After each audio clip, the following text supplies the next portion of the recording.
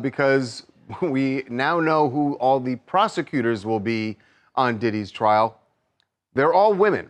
They have assembled a team of female prosecutors, and that is definitely not by accident. Holding down with the lovely Aaliyah.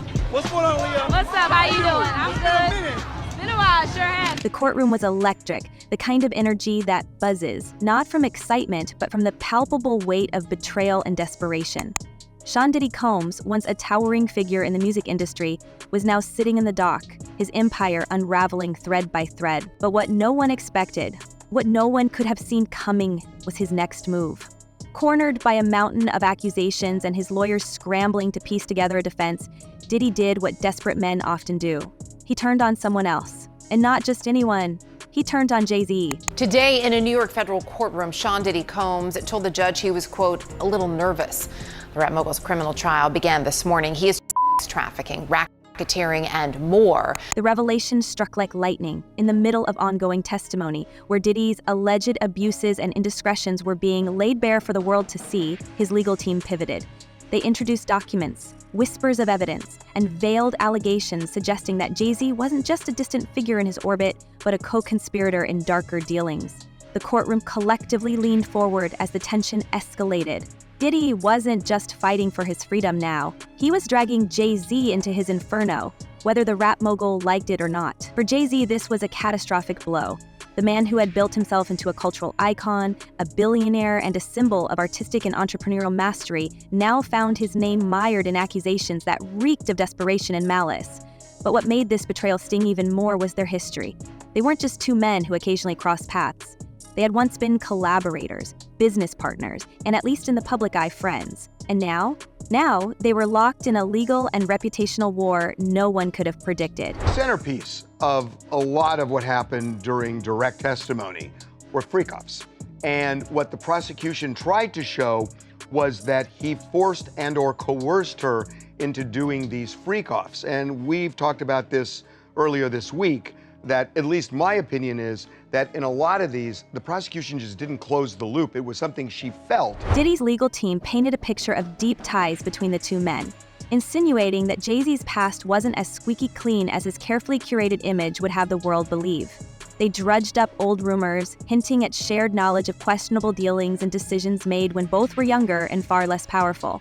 And while Jay-Z's lawyers were quick to call these claims baseless, the mere suggestion was enough to ignite a media firestorm. After all, Jay-Z wasn't exactly a stranger to controversy. The whispers about his early life had always been there. He'd never hidden his beginnings, growing up in Brooklyn's Marcy projects and navigating a world that demanded survival at any cost. His transition from a teenage hustler to a global music icon had been heralded as one of the greatest success stories in modern entertainment. But now, those same origins were being weaponized against him. Diddy's team didn't just dig into the past. They unearthed it with surgical precision, bringing up Jay-Z's admission of his involvement in illegal trades during his youth. They framed it not as a story of redemption, but as evidence of a pattern, one that allegedly continued long after he left the streets behind. That I used to rock with too, so he was more like my business partner, but Jay was like my brother in my business. And then there were the lawsuits.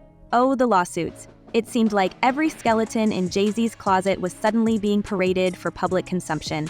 The most damning, of course, was the recently withdrawn case involving serious allegations against him. While the lawsuit had been dismissed, the stink of it remained. Diddy's lawyers leaned into this, suggesting that the dismissal wasn't proof of innocence, but rather a testament to the kind of power and influence Jay-Z wielded. They insinuated deals behind closed doors, intimidation tactics, and a legal machine designed to silence anyone who dared to challenge him. For Jay-Z's team, this was a nightmare scenario, a fight they hadn't anticipated on a battlefield they hadn't chosen. This morning, rap mogul Jay-Z is denying allegations he assaulted a 13-year-old girl alongside rapper Sean Diddy Combs. That civil lawsuit filed against Combs in October was amended Sunday to include Jay-Z.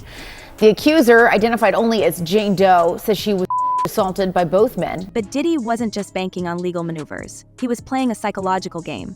By aligning himself with Jay-Z in the public's mind, even tangentially, he attempted to muddy the waters. If he was guilty, then surely Jay-Z had questions to answer as well. It was a classic move, the guilty pointing fingers, hoping to deflect attention long enough to sow doubt. And while Jay-Z's lawyers were quick to counter every claim, the damage was done. The headlines didn't wait for the facts. They screamed betrayal, conspiracy, and downfall. What made this even more incendiary was the personal dynamic between the two men. For years, their relationship had been a subject of speculation. Were they friends, rivals, frenemies? The truth was likely a mix of all three. They had collaborated on tracks, shared stages, and dominated conversations about hip-hop's elite. But beneath the surface, there had always been tension. Jay-Z's meteoric rise to billionaire status had outpaced Diddy's, and while Diddy still maintained significant wealth and influence, the gap between them had widened in recent years. Publicly, they remained cordial, but insiders whispered about jealousy, competition, and moments where their egos clashed. Video: https://.www.doc2.com/watch.vv equals KUP 6C9UI 020. So why does it all come to a head now? Why now? Why? Because he's the acceptable monster at this time. Like R. Kelly was the last time I sat on this couch. So who's next? Y'all don't see the lineup? Yeah, we see the lineup. I'm just waiting to see who's next. And now, those whispers were deafening. Diddy's accusations didn't just threaten Jay-Z's reputation, they threatened to unravel the carefully constructed narrative of his life. This wasn't just about business deals or music charts, it was about legacy. Jay-Z had spent decades building an empire that extended far beyond hip-hop, positioning himself as a mogul, philanthropist, and cultural leader. His name was attached to everything, from luxury spirits to groundbreaking social justice initiatives. But Diddy's betrayal threatened to tarnish all of that. And yet, for all the noise, Jay-Z remained silent. His legal team spoke on his behalf, issuing carefully worded statements that denied the allegations and reaffirmed his innocence. But the man himself? Not a word. Some saw this as a sign of guilt, others as a demonstration of confidence. Either way, the silence only added fuel to the fire. In a world where perception is everything, Jay-Z's refusal to engage directly left a vacuum, one that Diddy's team was all too eager to fill. Let's talk about the filth that's starting to come out in the early days of the Diddy trial. This, of course, is P. Diddy. Surprise, surprise, he's a creep. Surprise, surprise, he's done horrible things. The legal battle was only part of the story. Behind the scenes, the fallout was even more dramatic. Mutual friends were forced to pick sides, with some publicly distancing themselves from both men to avoid the drama. Industry insiders speculated about what this meant for the future of hip-hop's power structure. If two of its most influential figures were at war, what did that mean for everyone else? And then there was Beyonce, Jay-Z's wife and arguably an even bigger star than her husband. Her silence was as deafening as his, and every move she made or didn't make was scrutinized for hidden meaning. Was she standing by her husband? Was she distancing herself? The speculation was endless. And while the public devoured every detail, the stakes couldn't have been higher for the two men at the center of it all. For Diddy, this was a fight for his freedom and his legacy. For Jay-Z, it was a battle to protect everything he'd built.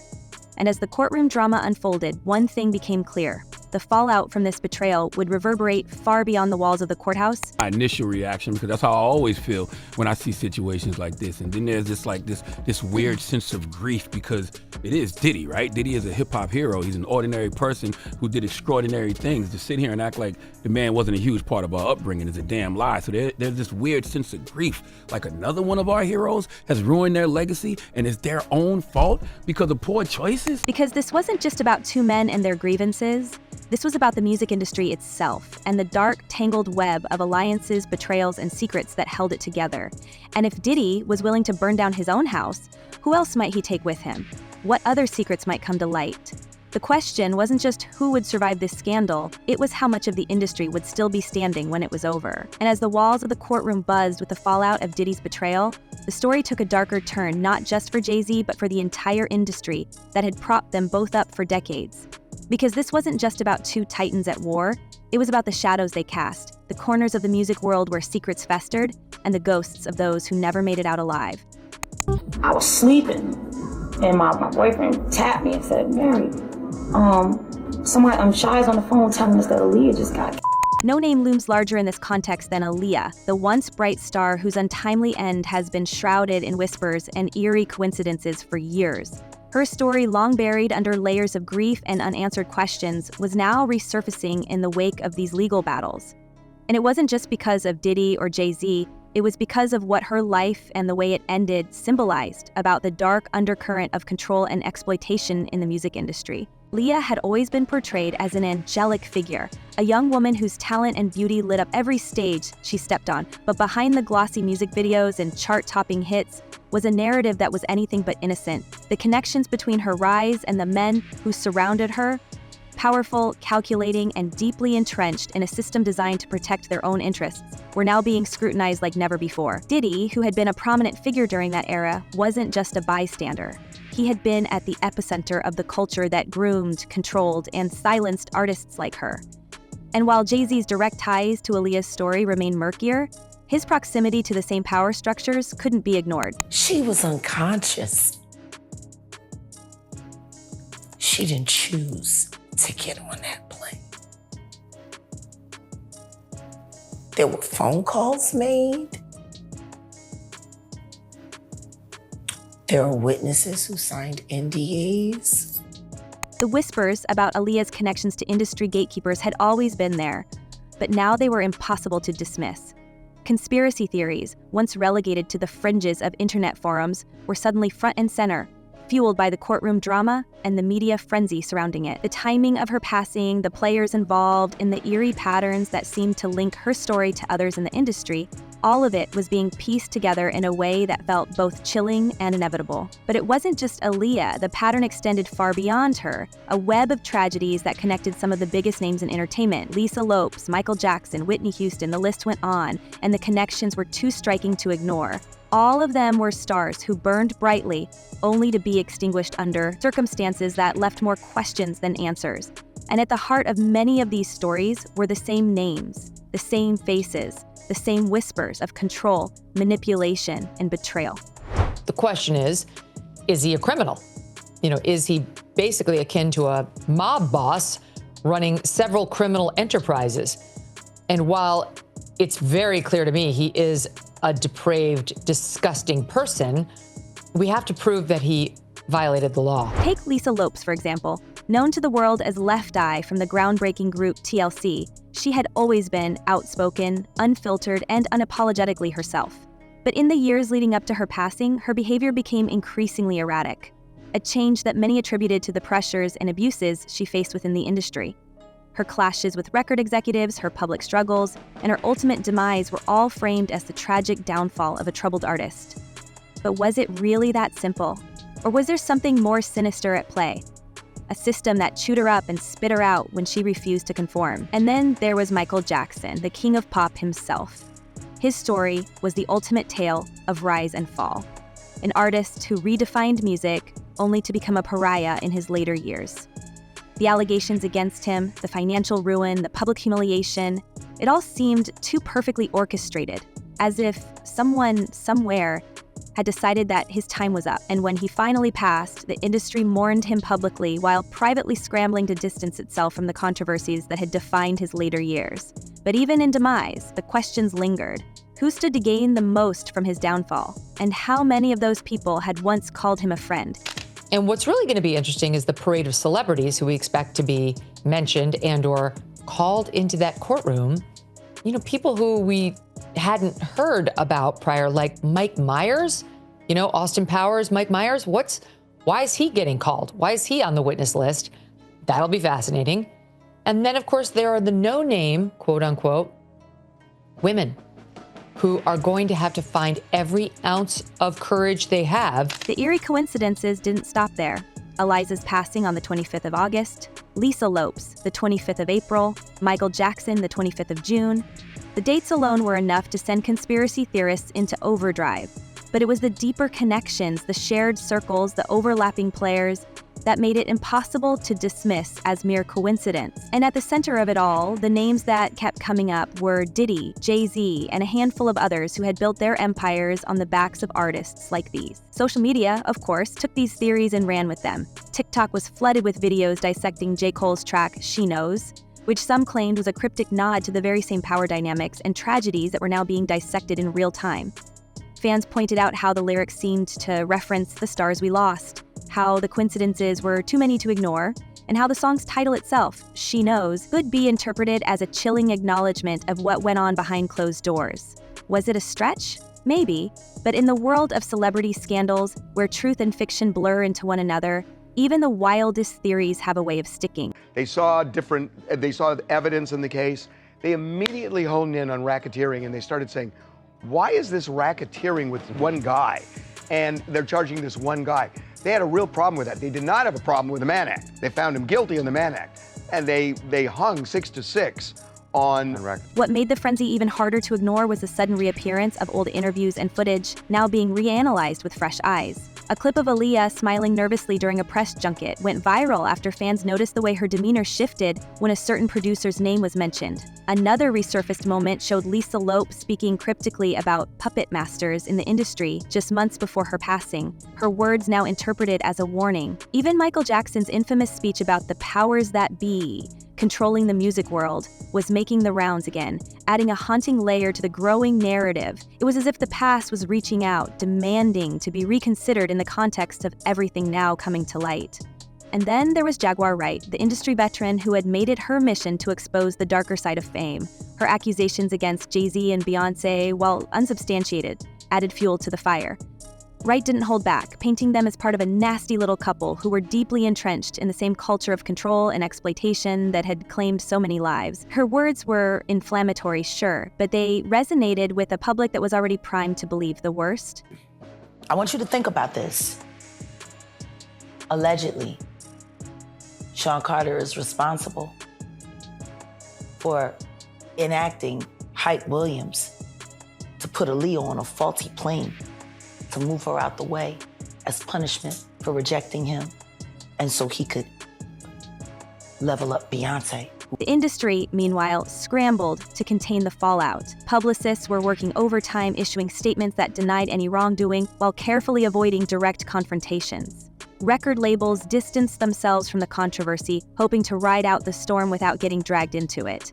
And yet, the more they tried to suppress the narrative, the more it seemed to grow. Because this wasn't just about individual scandals or isolated incidents. This was about a system, a machine that had been operating in the shadows for decades and whose secrets were now being dragged into the light. And so the stage was set for a reckoning unlike anything the industry had ever seen. The courtroom battles, the media frenzy, the public's hunger for answers, it all pointed to one inescapable conclusion. The music world, as glamorous and untouchable as it once seemed, was cracking under the weight of its own secrets. And as more names, more stories, and more connections came to light, one question loomed larger than all the rest. How deep did the rabbit hole go? Because if Diddy and Jay-Z were just the beginning, what else was waiting to be uncovered? Let us know what you think down below. Are we witnessing the unraveling of hip-hop's golden era? Or is this just the tip of a much darker iceberg? Drop your thoughts, theories, and wildest speculations in the comments, and we'll see you in the next one.